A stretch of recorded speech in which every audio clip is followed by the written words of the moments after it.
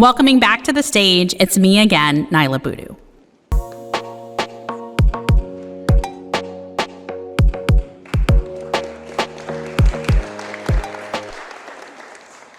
Again. So we were just hearing Glenn talking about innovation and partnership. Well, a lot of times you can't do that without money. So I want to introduce our next guest, Lauren Faber O'Connor, who's currently operating partner at Lowercarbon Capital, former chief sustainability officer for the city of LA. Lauren, welcome.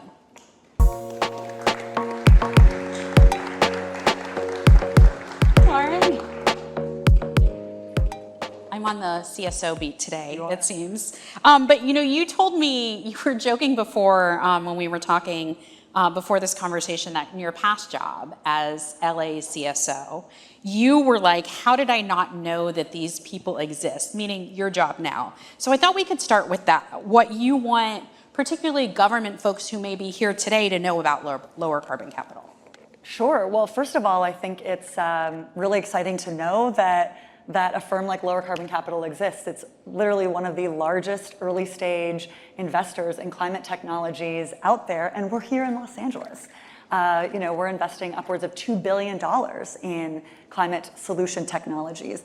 The thesis, I'll just say really quick, is that there are a lot of us out there, a few million people out there who are willing to sacrifice a little bit, be a little bit, pay a little more, maybe face some discomfort, be a guinea pig when it comes to kind of taking responsibility to save the future of humanity. But the rest of society probably doesn't feel that way. And so we need to make things cheaper, better, faster, more affordable, more high quality, tastier in order to truly save the planet. And that's sort of the thesis behind Lower Carbon. And so it's just important to know that we're investing across all aspects of decarbonization in renewable energy and clean energy solutions, in critical minerals to power the batteries that we're building now, food and ag, maritime and goods movement, and in a number of areas like industrial materials, steel, cement, asphalt. It runs the gamut with us, and we're here in LA.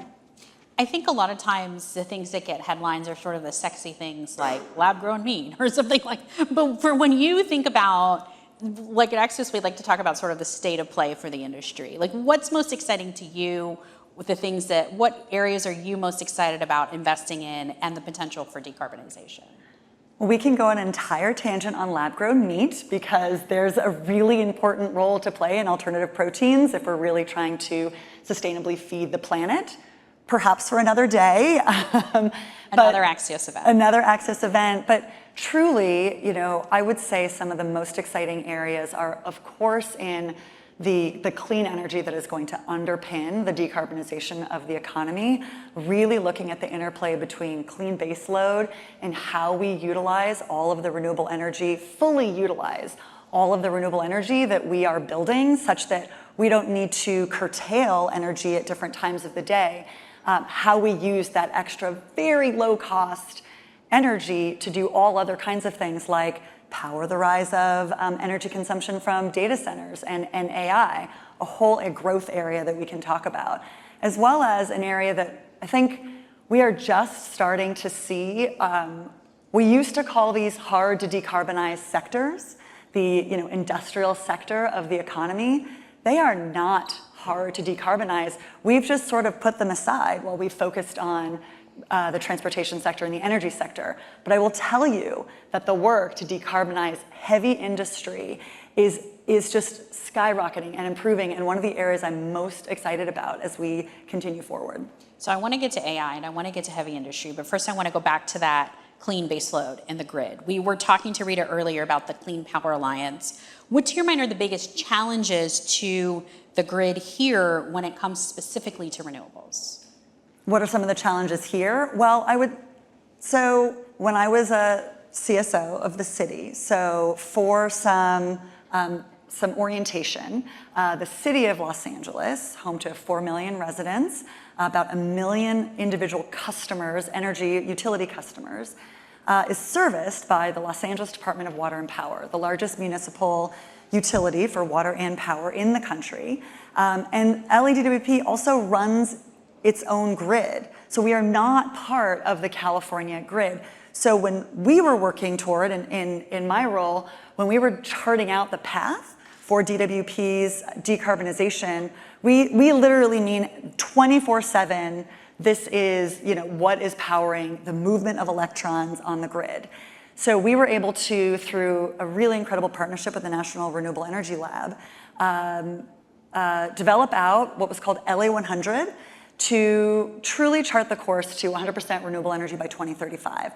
That is what the city of Los Angeles is embarking upon, and I will say it has set a template for the rest of the country. In fact, DOE created an entire area of work. Even if people don't own their grid, for how they could do this. Absolutely, anywhere. It started actually, they took LA100 and went to Puerto Rico to kind of address some of the issues with the grid and the disasters that were happening there. But they're taking it to every community in the country and beyond, because they can see whatever aspects however you interact with the grid, they have now developed a template through working with LA on how to chart your course to 100% renewable. How much of that is because of partnerships, and what of those partnerships around renewables are most exciting to you all at Lower Carbon? There's partnerships both with technology and with communities. And so I think a really important aspect in learnings that we had that has sort of been a hallmark of the city, but is also now truly integrated at DOE, is working with a large stakeholder advisory group. And that stakeholder advisory group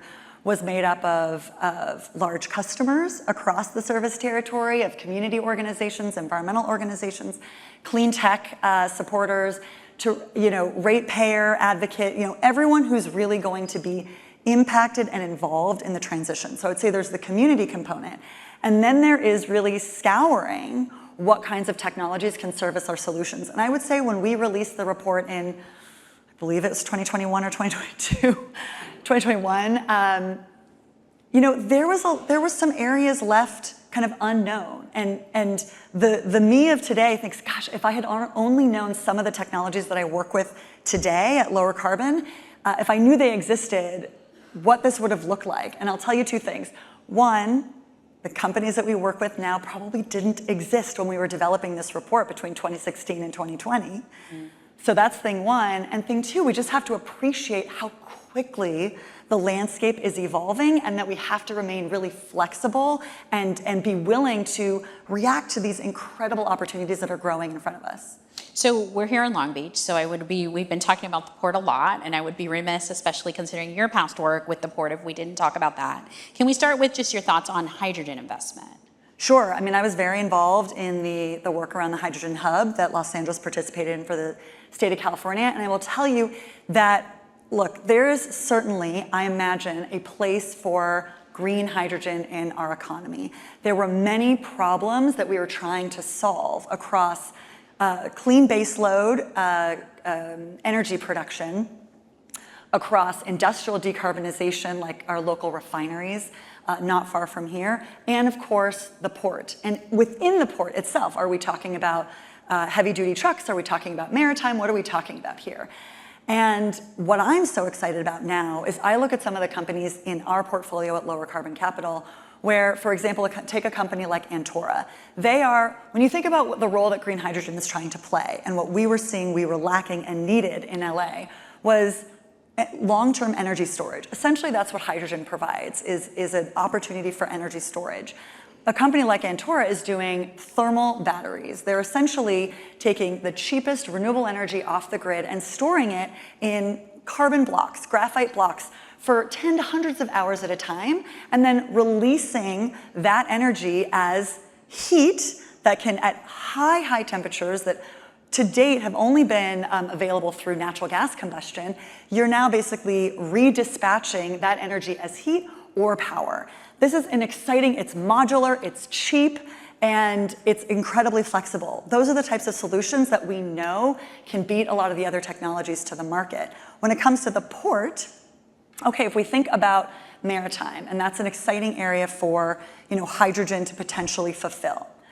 There are many ships already in the water today that are bearing a huge responsibility. We're not just building the new ships, but we have to address the ships that are on the water today. So you take a company like Seabound that is literally capturing carbon at the stack, at the tailpipe, if you will, of a ship. And that is taking a ship of today, a highly polluting, highly carbon intensive ship into zero carbon today. These are really exciting complements to the build out of a potential hydrogen economy. To that point, how do you think the oil refineries that are here could be powered cleaner? Well, I mean, already Antora is powering ethanol refineries. So there's no doubt that they can power refineries across the country. They're partnering with renewable energy providers, particularly in wind, where a lot of wind projects have had trouble penciling out of late. And this completely changes the economics of renewable installations while also decarbonizing industry. And that helps the overall grid transition at the same time, because we know we have to do a lot of build out of renewables projects, but they're not going to be running all the time. And we have to build all the complementary technologies in order to make sure that we're fully utilizing the benefits of those projects. So you're going to be in New York with me next week. I'm going to ask you the same question I asked Rita, but about climate finance. What do you want people in the climate finance space particularly to be talking about next week? So bee in my bonnet on climate finance is that we are on the precipice of an incredible revolution that has never been seen before on clean technology. This is not the clean energy of 1.0 that I think there's a little bit of hesitation around because we saw some bumps there. This is in every sector of the economy, and we have the ability to build at scale quite rapidly. One of the things that I want to make sure people know is that we have to get over, and there's a role for all different types of finance across the capital stack to play in getting over these sort of first-of-a-kind projects. Maybe the first-of-a-kind commercial scale project where we're actually producing cement being 8% of emissions across the world, that we're producing the cement zero carbon because we're using a few different chemical inputs, and no kiln. Couldn't have imagined that you could make cement at room temperature that is provided by, the energy provided by the grid. Well, so we need to build those out. And just because they look a little different, that means that conventional capital cannot sit on the sidelines to build them and wait for 2, 3 of them to exist before they come in 5, 10 years' time. Who has time for that when it comes to climate and everybody's goals, and we know the state of the science? So we don't have time for that. So we need to build a proper mix of capital coming in. That's government, that's conventional banks and asset managers, that's venture, where we are, and a lot of other opportunities to come together to bring down risk and bring these projects online more quickly. One last quick question for you as we're talking about all of this. You've been talking about the private sector, innovation, corporations. Do you worry that all of these things that have been set in motion, if there were to be a second Trump administration, that would affect that?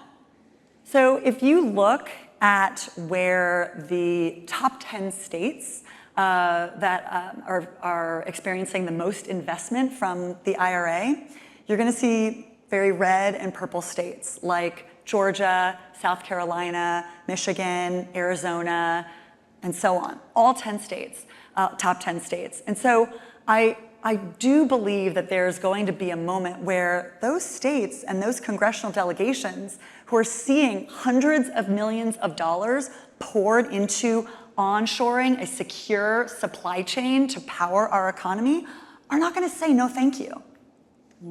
Okay, well, we are out of time, but I want to thank you, Lauren Faber O'Connor, Lowercarbon Capital. We've got one final interview if everyone will stick around.